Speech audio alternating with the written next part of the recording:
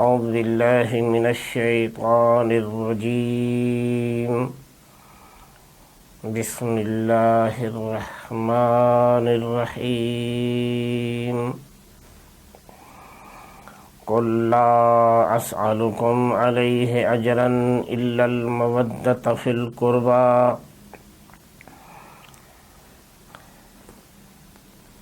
کہتے ہیں کہ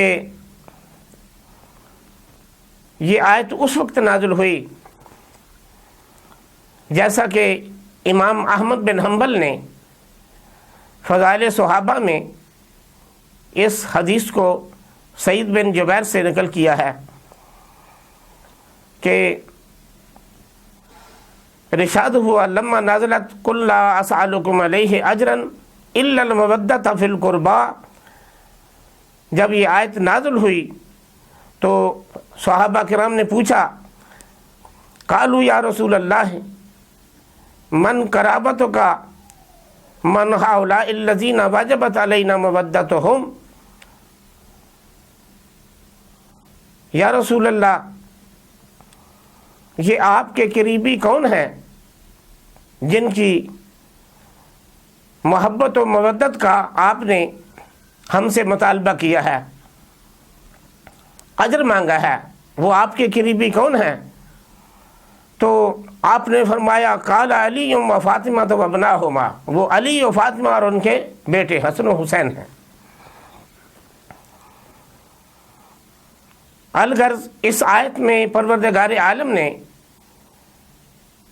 اہل بیت کی محبت جو ہے وہ فرض کی ہے اور اس کو رسول اللہ کی رسالت کا اجر قرار دیا ہے۔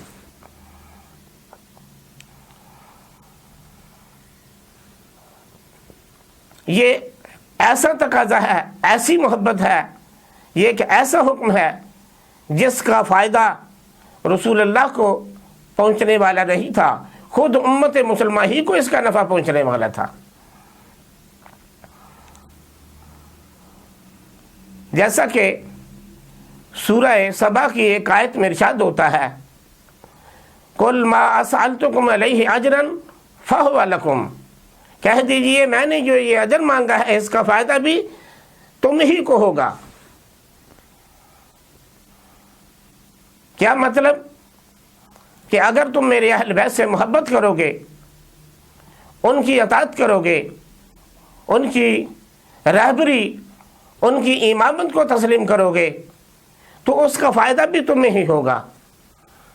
یہ دین حق کی طرف میرے بعد تمہاری رہنمائی کریں گے، تمہاری زندگیوں میں دین رہے گا، تمہیں دنیا پرست نہیں بننے دیں گے، تم میں روحانیت کی روح پھونکیں گے، تمہاری اصلاح کا موجب ہوں گے میرے اہل بیت علیہم الصلاۃ والسلام، اور تم دنیا اور آخرت میں اپنی کامیاب زندگی گزار سکو گے۔ تو اسی کے ضمن میں تاریخ اسلام کے ایک عظیم مفسر علامہ فخر الدین رازی نے جو اس آیت کی تفسیر میں ایک لمبی حدیث نقل کی ہے، اور اس سے پہلے علامہ زمخشری رحمۃ اللہ علیہ نے اس حدیث کو نقل کیا ہے کہ نبی کریم علیہ الصلوۃ والسلام نے فرمایا من مات علی حب آل محمد مات شہیدا، جو آل محمد کی محبت پر مرے گا وہ شہید مرے گا۔ پروردگار عالم کی نظر میں یہ شہادت جو ہے یہ بھی ایک انعام ہے، بہت بڑی سعادت ہے اللہ کی راہ میں شہید ہو جانا۔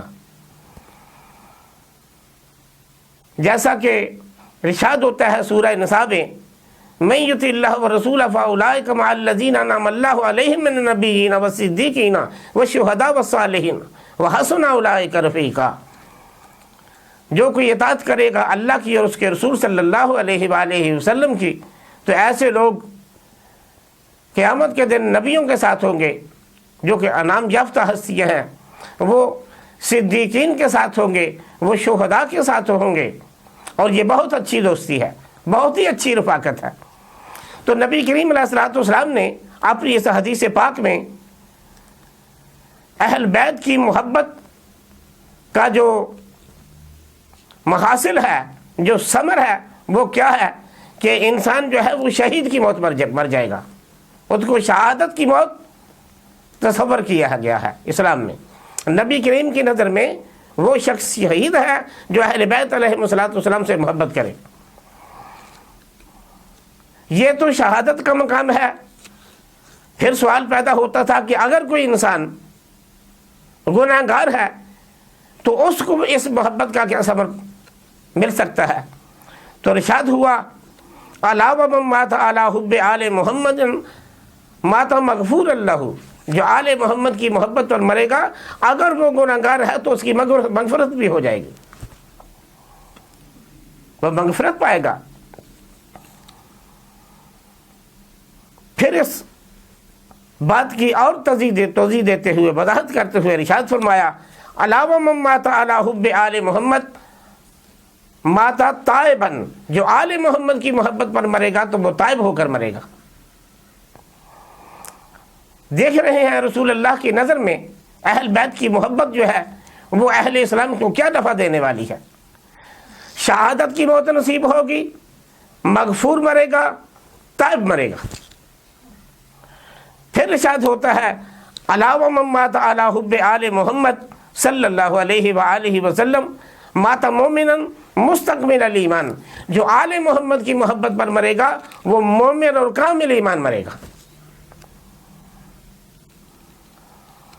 پھر اس محبت کے انعامات کو بیان کرتے ہوئے، اس کے فضائل کو بیان کرتے ہوئے، اس کی عظمت کو بیان کرتے ہوئے پھر ارشاد فرمایا الا ومن مات علی حب آل محمد بشرہ ملک الموت بالجنہ.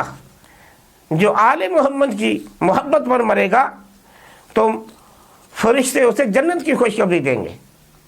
یعنی اسی دنیا میں اس کو محبت اہل بیت کا ثمر مل جائے گا کہ اس کو جنت کی بشارت مل جائے گی. پھر اہل بیت کی محبت کا ایک اور انعام بیان کرتے ہوئے ارشاد فرمایا الا ومن مات علی حب آل محمد یزف الی الجنۃ کما تزف العروس الی بیت زوجہا. آل محمد کی محبت یہ نفع دینے والی ہے کہ جب انسان جنت میں جائے گا تو اس حالت میں جائے گا جس طرح کہ زوجہ جو ہے وہ اپنے شوہر کے گھر جس عزت و احترام کے ساتھ اس کو اس کے گھر میں لے جایا جاتا ہے. یہ اہل بیت علیہ السلام کی محبت کا ثمر ہے. پھر ارشاد ہوتا ہے الا ومن مات علی حب آل محمد فتح لہ فی قبرہ بابان الی الجنہ. جو آل محمد کی محبت پر مرے گا تو اس کی قبر میں جنت کے 2 دروازے کھول دیے جائیں گے. کیا کہنے اہل بیت کی محبت کے، انسان تصور بھی نہیں کر سکتا. یہ کوئی معمولی چیز ہے؟ یہ ہے اجر رسالت. اجر رسالت کا ثمر یہ ہے جس کا فائدہ بھی خود اہل اسلام کو ملنے والا ہے. پھر ارشاد ہوا الا ومن مات علی حب آل محمد جعل اللہ قبرہ مزار ملائکۃ الرحمہ. کہ جو آل محمد کی محبت پر مرے گا فرشتے جو ہیں اس کی زیارت کے لیے آئیں گے. اب اہل بیت کی دشمنی جو ہے یہ انسانیت کو کیا نقصان دے سکتی ہے، اس کا مستدہ کیا ہے؟ تو نبی کریم علیہ الصلوۃ والسلام نے فرمایا الا ومن مات علی بغض آل محمد جاء یوم القیامت مکتوبا بین عینیہ آیۃ من رحمت اللہ. جو آل محمد کی دشمنی پر مرے گا، ان کے بغض پر مرے گا، تو اس کی جب وہ قیامت کے دن آئے گا تو اس کی پیشانی پہ لکھا ہوگا کہ یہ اللہ کی رحمت سے مایوس ہے. پھر فرمایا الا ومن مات علی بغض آل محمد مات کافرا. جو آل محمد کے بغض پر مرا وہ کافر مرا. پھر ارشاد ہوا الا ومن مات علی بغض آل محمد لم یشم رائحۃ الجنہ. جو آل محمد کے بغض پر مرے گا وہ جنت کی خوشبو بھی نہیں سونگھ سکتا. یہ ہے مستدع دشمنی آل محمد کا. اہل بیت رسول اللہ کی محبت کا نفع بھی بیان فرمایا اور اس کا نقصان بھی بیان کیا. اے کاش امت رسول اللہ کی رسالت کا یہ اجر دیتی اور سعادت مندی کا راستہ اختیار کرتی جو خود انہی کے نفع میں تھا، انہی کو فائدہ پہنچنے والا تھا جس کا. تو اس امت نے وہ کام کیا جو تاریخ اسلام میں، تاریخ ادیان میں کسی نبی کی امت نے یہ کام نہیں کیا کہ اس کی اولاد کے ساتھ یہ سلوک کیا ہو. تو رسول اللہ نے اہل بیت کی محبت جو ہے امت سے طلب کی تھی، لیکن امت نے نبی کریم علیہ الصلوۃ والسلام کے اس فرمان کو اور قرآن کریم کے اس آیت کے حکم کو یکسر اس سے دوری اختیار کی، اس کو نظر انداز کر دیا اور اپنی سعادت کے راستوں کو، سعادت کے دروازوں کو اپنے لیے بند کر لیا.